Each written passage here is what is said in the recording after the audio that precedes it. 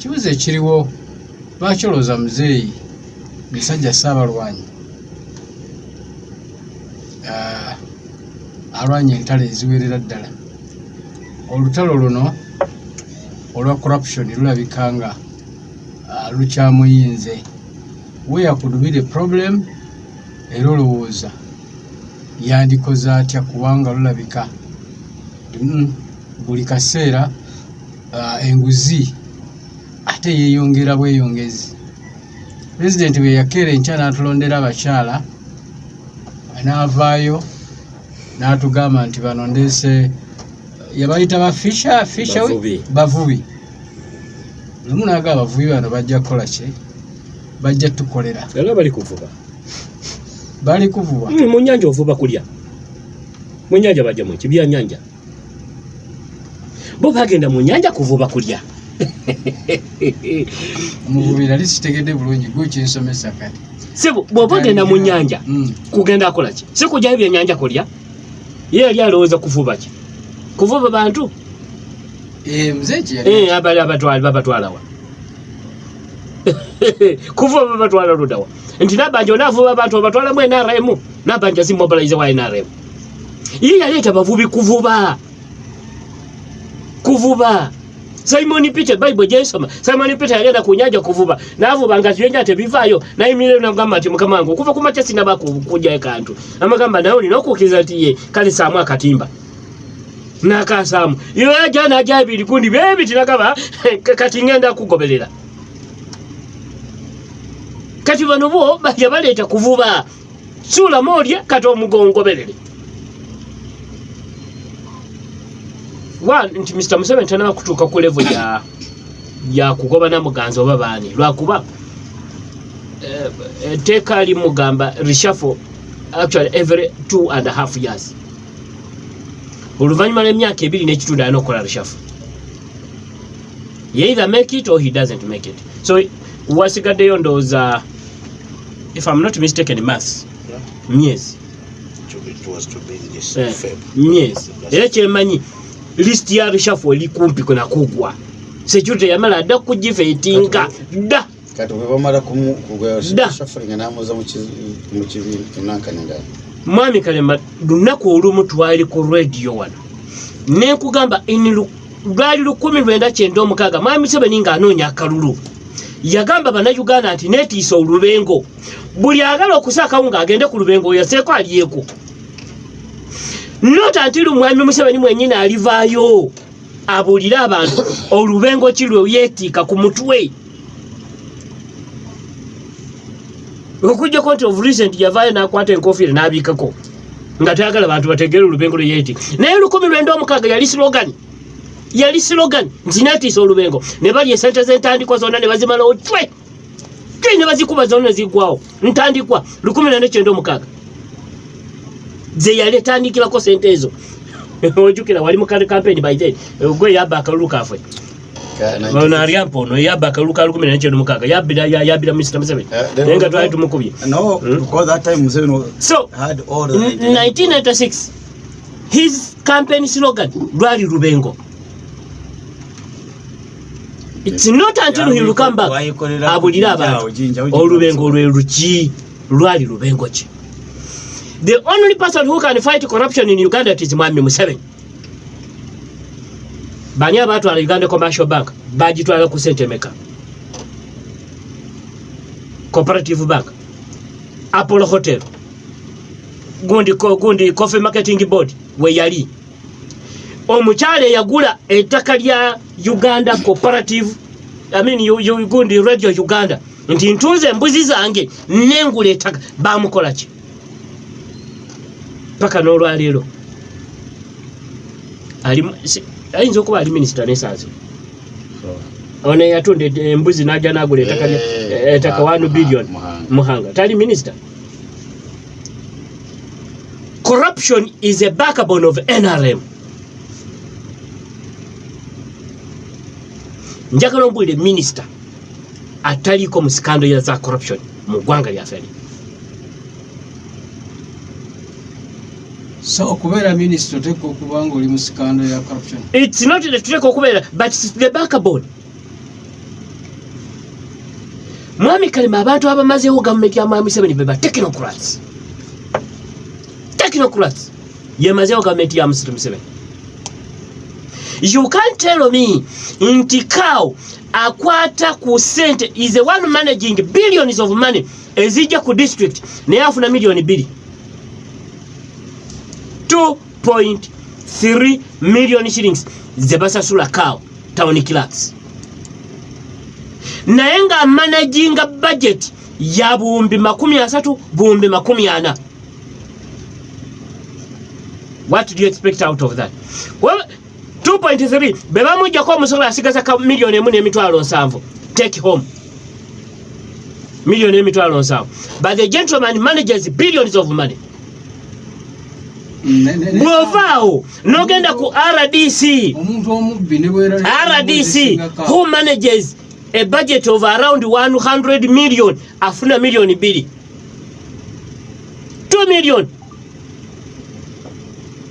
And you expect corruption to go away?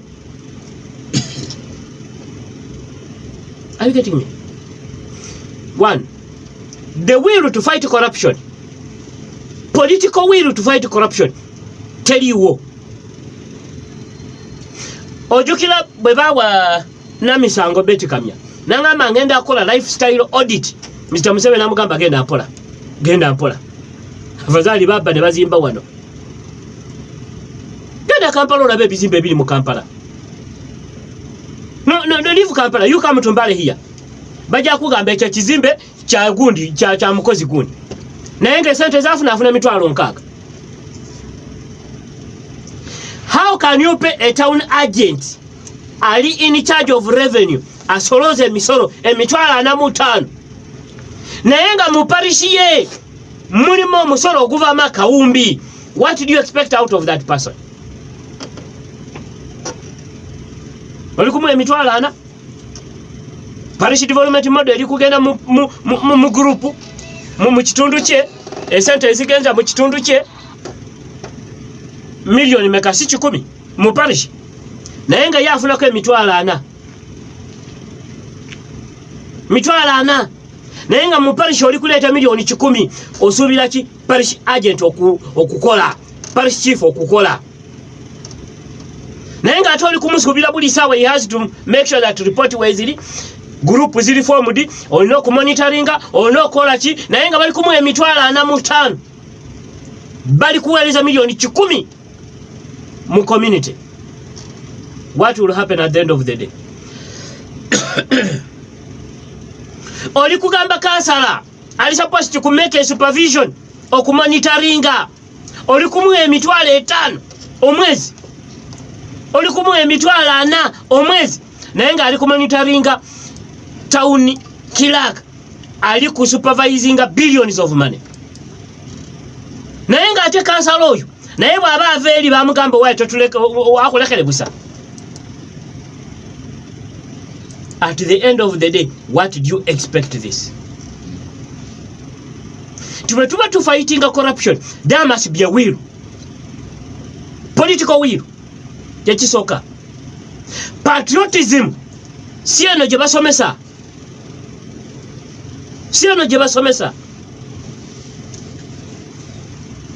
Patriotism. Mr. Museveni, are you patriotic? 2. Bano bamisha bo wado mulimo, are they patriotic? Kuba gwangamba otya nti nasanga amabati ewange mukozi twese ewange gatambuza bigere. Gatambula bigere ne gajao.